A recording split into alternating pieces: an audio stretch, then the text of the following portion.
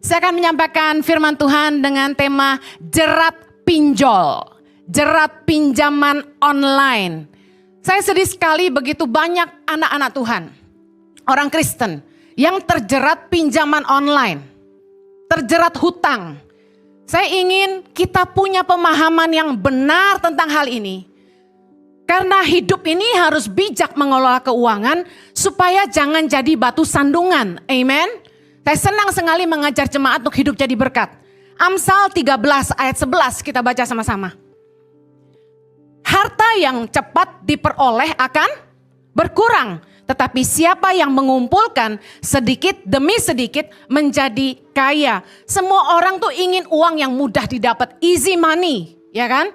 Semua orang pengen cepat kaya. Nah, zaman ini aplikasi online tersedia di mana orang bisa mendapatkan pinjaman uang tunai secara mudah. Ini bahaya. Kenapa? Segala sesuatu yang mudah didapat pasti mahal harganya di belakangnya. Dengar baik, segala sesuatu yang mudah didapat pasti mahal bayar harga di belakangnya. Enggak cuma pinjaman online, pernikahan. Anda cepat-cepat nikah tanpa mengenal latar belakang orang. Bukankah berat bayar harganya? Yang paham bilang, Well, pinjol mudah didapat, tapi bunganya menjerat.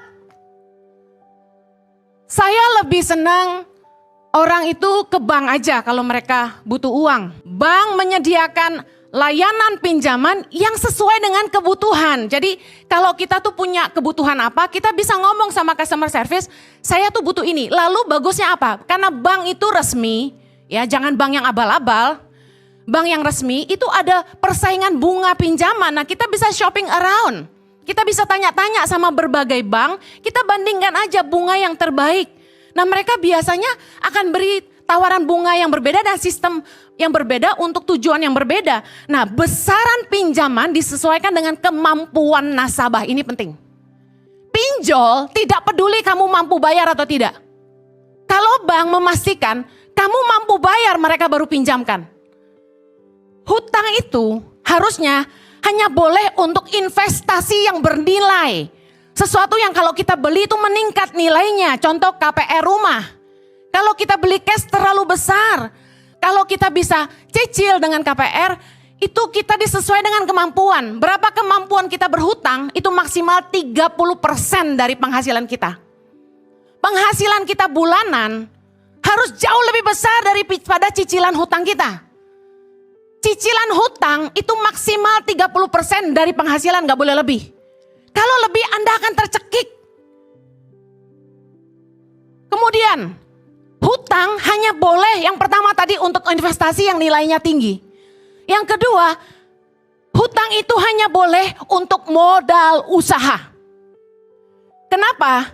Karena kalau dipakai untuk modal usaha akan memberikan penghasilan atau keuntungan yang lebih besar nilainya daripada cicilan bulanannya termasuk bunganya. Sebelum kita tuh pinjem uang di pinjol, kita tuh harus pikirin akibatnya gitu loh. Konsekuensi di belakangnya. Karena untuk setiap tindakan kita, keputusan kita itu ada resiko atau konsekuensi yang mengikutinya. Dalam hal apapun, yang mengerti katakan amin.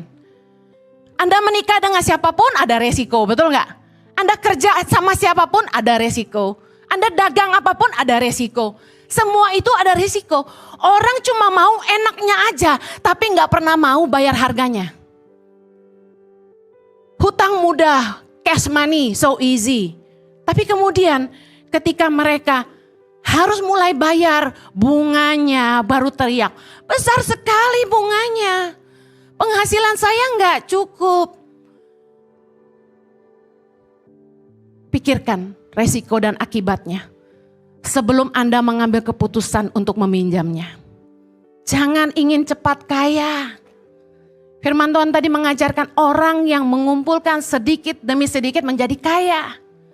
Harta yang cepat didapat mudah berkurang. Saya kasih tahu, hutang harus dibayar. Karena sama-sama, hutang harus dibayar. 3, 2, 1. Jangan nggak bayar hutang. Amsal 22 ayat 7. Orang kaya menguasai orang miskin. Yang berhutang menjadi budak dari yang menghutangi. Ini kebalikan ya, kalau orang ngutang lebih galak daripada yang minjemin. Padahal kata firman Tuhan, kalau Anda berhutang sama siapapun, Anda jadi budak orang itu. Ayat 26. Jangan engkau termasuk orang yang membuat persetujuan dan yang menjadi penanggung hutang. Mengapa orang akan mengambil tempat tidurmu dari bawahmu bila engkau tidak mempunyai apa-apa untuk membayar kembali? Ingat, jangan sok jagoan pinjam utang untuk orang lain. Adikmu, kakakmu, orang tuamu, pacarmu, suamimu. Saya ngomong ini orang-orang terdekat kita. Apalagi temanmu. Jangan jadi penanggung hutang, disuruh. Ayo tarikin uang tunai dari kartu kreditmu. Mau aja. Yang bayar siapa? Ada salah satu pengerja ICI. Temannya pinjam kartu kredit untuk tarik tunai. Teman baik. Sekarang dia lari. Orang ini yang harus bayar. Bagaimana? Ada anak perempuan yang menghubungi saya di DM, IG, kemudian saya refer ke bagian level up ICI untuk menangani. Ternyata dia berhutang pinjol disuruh mamanya. Mamanya itu gaya hidupnya mewah dan mamahnya boros katanya. Tapi gak punya uang. Jadi untuk kebutuhan hidup dan mamahnya, anak perempuan ini yang pakai KTP-nya pinjol. Sekarang dia stres setengah mati, dia depresi karena gak bisa bayar hutangnya. Dia cari kami. Sudah kami arahkan tapi kedengarannya seperti menekan supaya kami kasih uang. Tentu gak bisa dong. Tahukah Anda banyak sekali orang yang terjerat pinjaman online. Membuat mereka stres, depresi, bahkan ada yang bunuh diri. Kenapa sih mereka sampai berhutang? Kenapa pinjam online? Yang pertama, kami butuh uang untuk pengobatan, untuk biaya kuliah, untuk penghidupan. Ada lagi yang untuk kemewahan.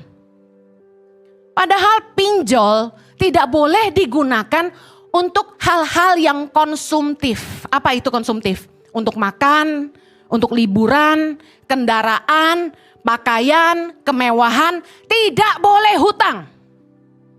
Kalau Anda gesek kartu kredit, pastikan Anda punya kemampuan membayar kembali. It's okay pakai kartu kredit. Saya pakai kartu kredit untuk mengumpulin poin flight. Lumayan bisa beliin tiket anak saya free ke Jakarta. Tapi saya bayar, tidak pernah hutang.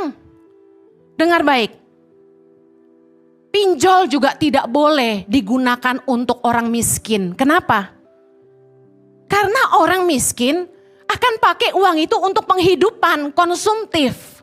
Keluaran 22 ayat 25. Anda yang punya usaha pinjol nih di aplikasi, dengar baik. Saya bukan gak support aplikasi ini. Tapi dengar, hati-hati untuk jemaat memilih dan untuk apa dipakainya. Keluaran 22 ayat 25. Jika engkau meminjamkan uang kepada salah seorang dari umatku, orang yang miskin di antaramu, maka janganlah engkau berlaku sebagai seorang penagih hutang terhadap dia. Janganlah kamu bebankan bunga uang kepadanya. Lihat baik. Kita nggak boleh makan bunga orang susah. Nggak boleh. Sampai ada saudaramu yang susah, temanmu susah, kamu bantu mereka. Jangan tagih bunga, itu dosa. Makan riba itu dosa. Karena kita bantu orang susah, masa dibungain?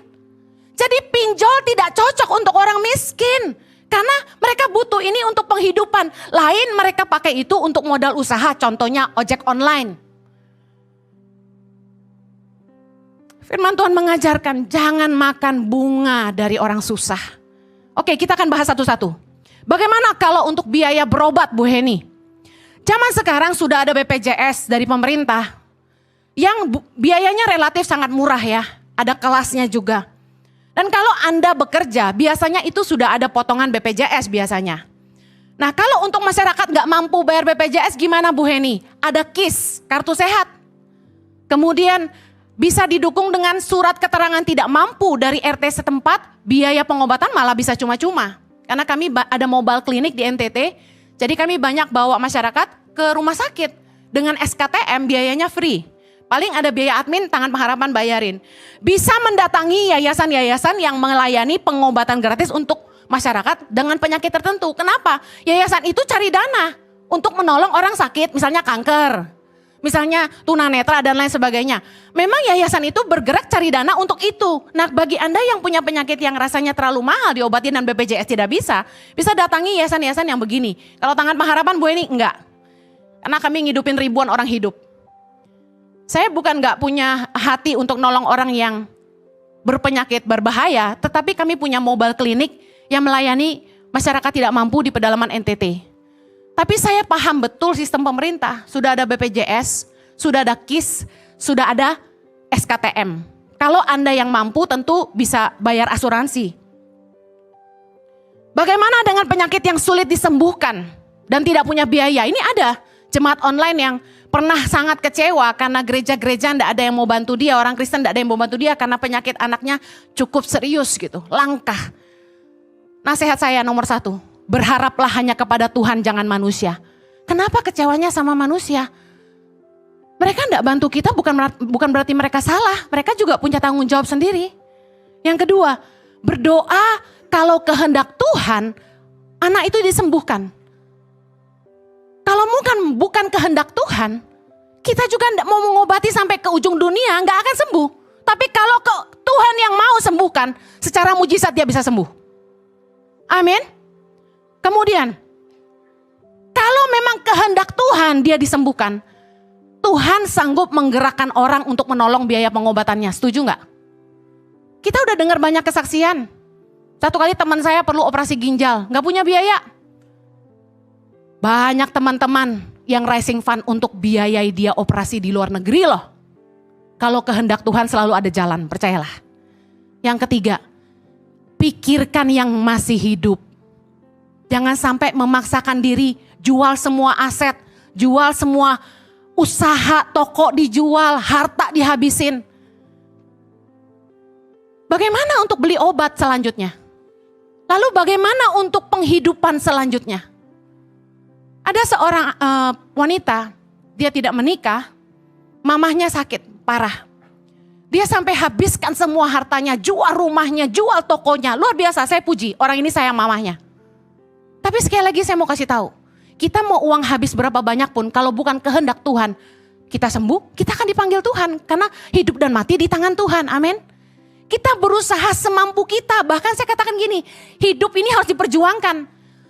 Tetapi jangan sampai kita tidak memikirkan orang-orang yang hidup. Maaf nih ya, prinsip hidup orang beda-beda. Kalau saya, lebih baik saya tutup mulut saya, tidak perlu ada orang tahu saya sakit apa.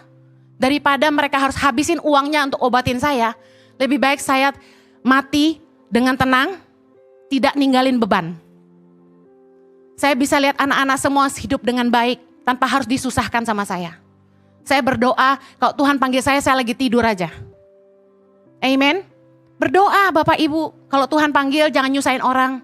Kita sehat, amin. Kita dipanggil Tuhan karena tua aja. Bagaimana kalau tidak punya biaya kuliah? Pendidikan sama pentingnya dengan sandang pangan dan papan. Kenapa? Kan tidak ada anak yang tidak sekolah bukan?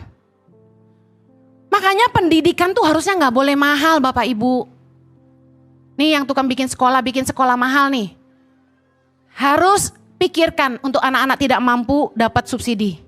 Pendidikan yang wajib itu SD sampai SMA. Atau SMK ya, lebih bagus lagi. Tidak perlu sekolah yang punya nama. Dengar. Sekolah yang wajib itu SD sampai SMA atau SMK. Tidak perlu yang punya nama. Serius. Kuliah. Bisa sambil kerja. Atau sambil usaha. Bisa ambil kuliah malam, pagi sampai siangnya kerja. Atau kuliah UT aja, universitas terbuka. Karena sekolahnya cuma weekend. supaya Anda bisa sambil kerja. Kenapa harus ngemis-ngemis sana sini? Dulu saya kuliah gak ada yang kuliahin, saya kerja tuh. Orang sekarang DM-in saya, Bu Heni tolong bantu bayar kuliah saya. Kamu tahu gak saya aja ngemis ke sekolahan anak saya minta cicil 12 bulan. Karena gak sanggup bayar uang besar. Kenapa harus minta-minta? Kerja. Saya jual kue, saya jual ini itu. Yang penting gak jual diri. Benar gak? Supaya bayarin kuliah.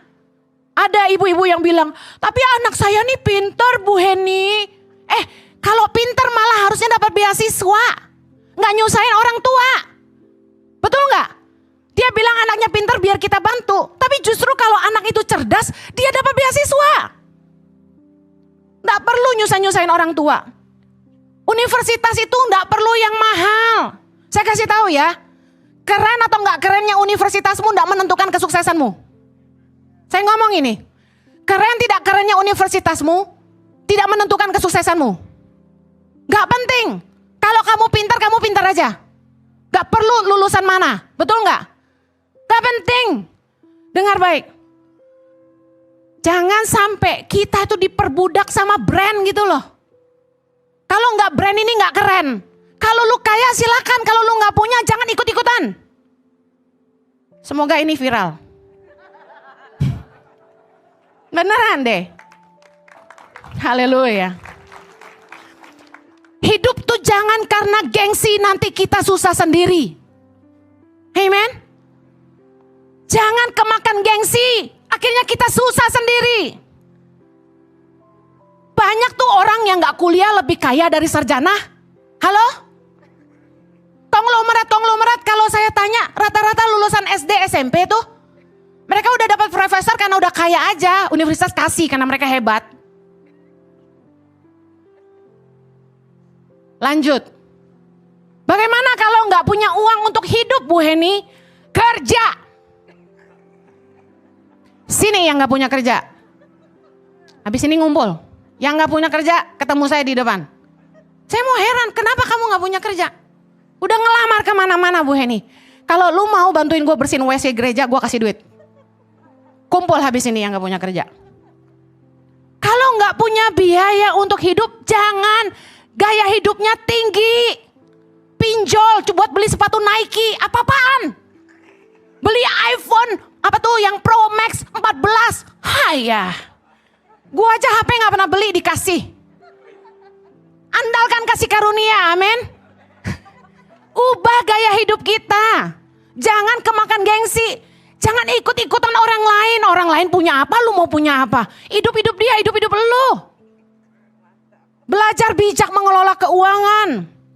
Saya kasih tahu biar Anda ya pakai tas mahal aja, tapi kalau Anda nggak kaya orang nggak percaya itu asli. Udah ngapain sih? Lebih bagus gak usah bermerek tapi lucu tasnya, awet dipakainya, enak ngejinjingnya. Haleluya. Kita harus belajar bijak mengelola keuangan, karena sebesar apapun penghasilan, kalau kita nggak bijaksana nggak akan pernah cukup.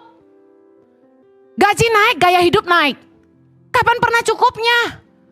Sesek terus. Akhir bulan Indomie terus. Ayo yang gak punya uang buat hidup. Cari kerja, cari mati-matian. Udah Bu Heni, kirim CV berapa? Baru 6 udah bilang 10. Cari kerja, jangan berhenti. Wah saya kalau cari kerja kirim 100 CV. Sana sini.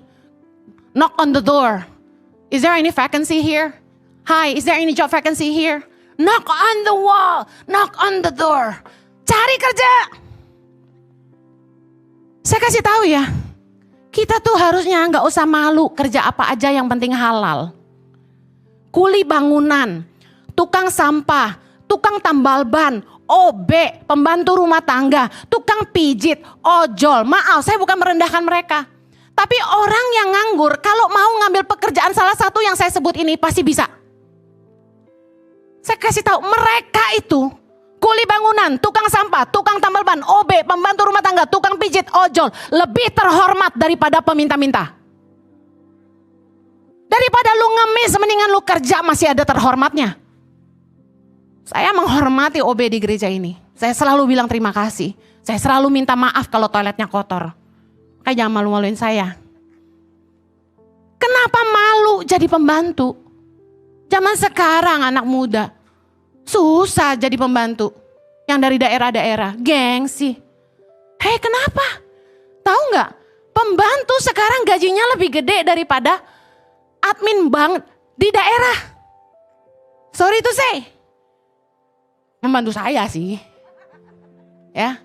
Rata-rata orang yang setia dan kerjanya lama, gaji udah 5-6 juta. Jangan kamu anggap enteng loh. Pembantu itu kalau dia setia, dia dapat warisan dari majikannya. Haleluya. Amsal 6, baca sama-sama. Hai pemalas, pergilah kepada semut. Perhatikanlah lakunya dan jadilah bijak. Biarpun tidak ada pemimpinnya, pengaturnya atau penguasanya, ia menyediakan rotinya di musim panas dan mengumpulkan makanannya pada waktu panen. Lihat, Anda harusnya lebih hebat daripada semut. Amin. Meskipun gak ada pemimpinnya, dia bisa mimpin dirinya sendiri.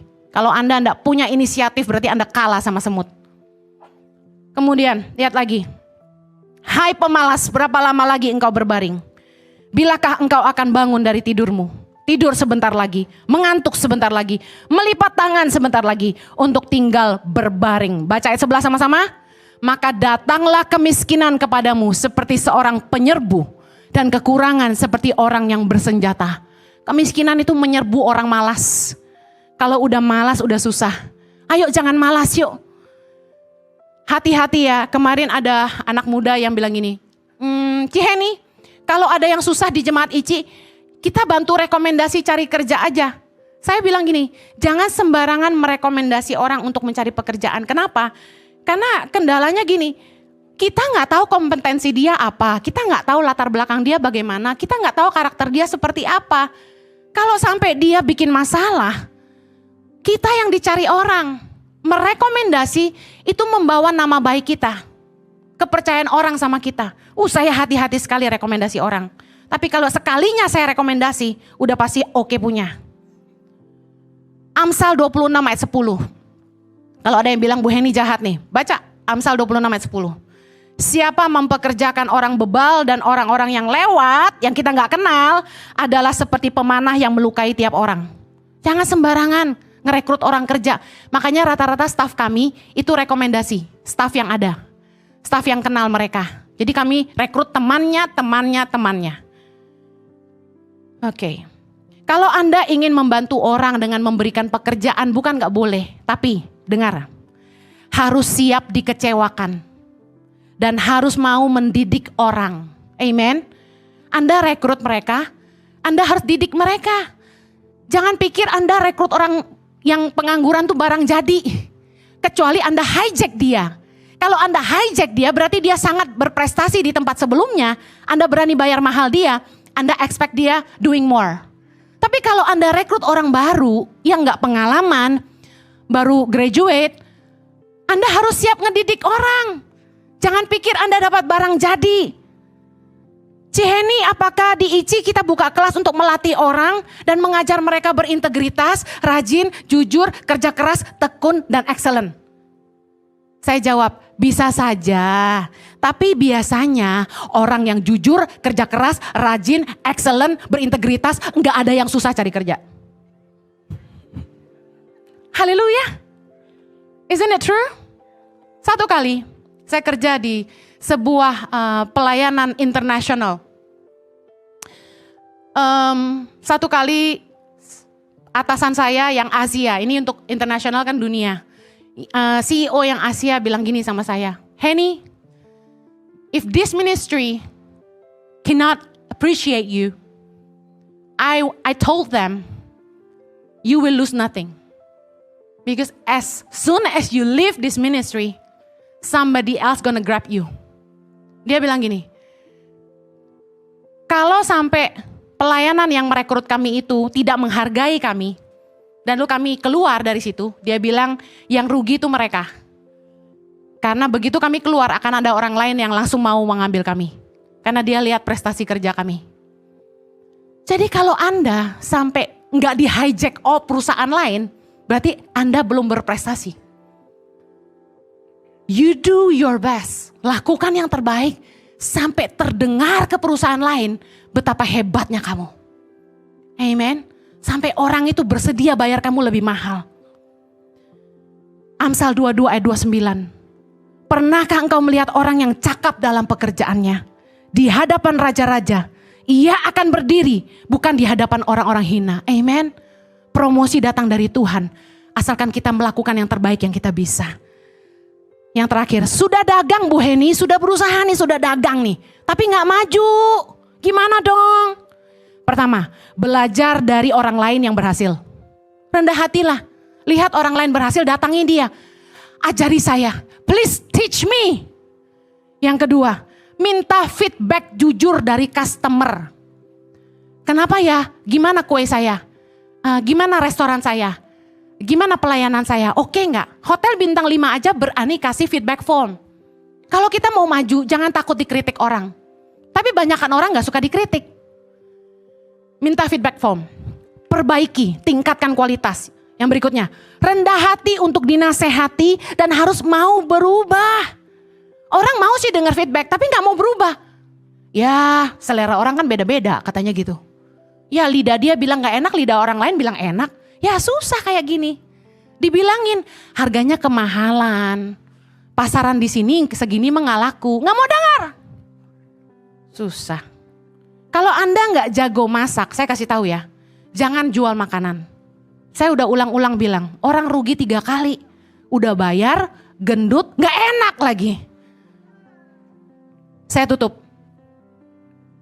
Kalau rekam jejak orang itu baik, saya yakin waktu dia susah, orang-orang di sekitarnya pasti bantu dia. Ingat saya khotbah rekam jejak minggu lalu? Kalau rekam jejak orang ini baik, ketika dia susah, pasti orang-orang di sekitarnya bantu dia. Gak perlu sampai pinjem-pinjem online, hutang-hutang kanan kiri. Siapa yang harusnya bantu Anda? Orang-orang terdekat Anda. Keluarga, saudara, teman, gereja. Nah kalau gerejanya gak kenal dia, gak akan mau bantu dia. Makanya harus gabung di Komsel Impact Family ICI. Amen. Karena di situ ada leader-leader Komsel yang mengenal Anda secara pribadi dan bisa memberikan rekomendasi kepada gereja. Ada loh jemaat-jemaat yang kita bantu modal usaha. Enak gak jadi jemaat ICI? Sekalian promosi. Masa minta bantuan sama orang yang gak dikenal? Hanya karena sosial media begitu mudah. Bukan berarti kita bisa WA ke siapa aja, DM ke siapa aja, bantu saya, bantu saya, bantu saya. Anak perempuan yang tadi saya cerita, dia sudah kontak semua call center YouTube. Semua call center gereja dia udah teleponin supaya bantu bayar hutang dia. Gak akan ada yang bantu. Kenapa? Kita belajar. Dalam hidup ini penting sekali untuk jaga nama baik dan relasi yang baik. Katakan nama baik dan relasi yang baik. Relasi bicara hubungan yang baik. Karena gini, kalau orang itu kenal kita dan kita baik sama mereka, waktu kita susah mereka pasti tolong kita. Amen. Jangan menabur yang tidak baik kalau Anda mau menuai yang baik. Jangan pinjam online sembarangan. Kalau ada jemaat ICI yang menonton ibadah ini secara live maupun nanti online, nanti malam maupun ada di tempat ini, Anda terikat pinjaman online, Anda punya hutang yang Anda gak bisa bayar, mari kontak admin ICI. Saya akan berusaha untuk mencarikan orang yang bisa memberikan Anda cara untuk keluar dari situ. Karena pasti seperti orang-orang bank akan jauh lebih tahu bagaimana jalan keluarnya. Oke? Kalau ada yang gak punya kerjaan dan pengen banget kami bantuin cari kerjaan, tolong kontak admin ICI. Tapi saya ulangi, asalkan Anda mau kerja, kerjaan yang Anda pikir itu rendah, Anda tidak akan sulit mencarinya, dan saya yakin itu jauh lebih terhormat daripada Anda jadi minta-minta. Amen. Mari kita berdoa. Bapa di sorga, berikan hikmat kepada umat-Mu, supaya mereka bijak mengelola keuangan, supaya hidup mereka gak jadi batu sandungan. Tolong mereka, ampuni mereka yang tidak bijaksana. Tolong mereka yang saat ini terjerat hutang, terlilit hutang, entah pinjaman online atau hutang bank. Tuhan, berkati usaha mereka, berkati pekerjaan mereka. Tuhan, berkati anak-anak-Mu. Supaya mereka punya kemampuan untuk membayar kembali pinjaman mereka. Dan mereka bertobat sungguh-sungguh, nunda hutang-hutang lagi untuk kemewahan, untuk gaya hidup. Tuhan tolong. Bapa, berkati mereka yang butuh pekerjaan. Tuhan buka jalan. Tuhan ketemukan mereka dengan tempat pekerjaan yang terbaik, yang sesuai dengan kapasitas mereka, kemampuan mereka, talenta mereka yang Tuhan tanam dalam hidup mereka. Nah, aku berdoa ada roh pertobatan, ada perubahan karakter anak-anakmu bisa jadi orang-orang yang excellent, jadi terang di dunia kerja. Sehingga mereka boleh diberkati, menjadi orang yang cakap dalam pekerjaannya. Sehingga Tuhan boleh mempromosikan hidup mereka. Hamba-Mu menyerahkan umat-Mu Tuhan ke dalam tangan-Mu. Di dalam nama Yesus kami berdoa.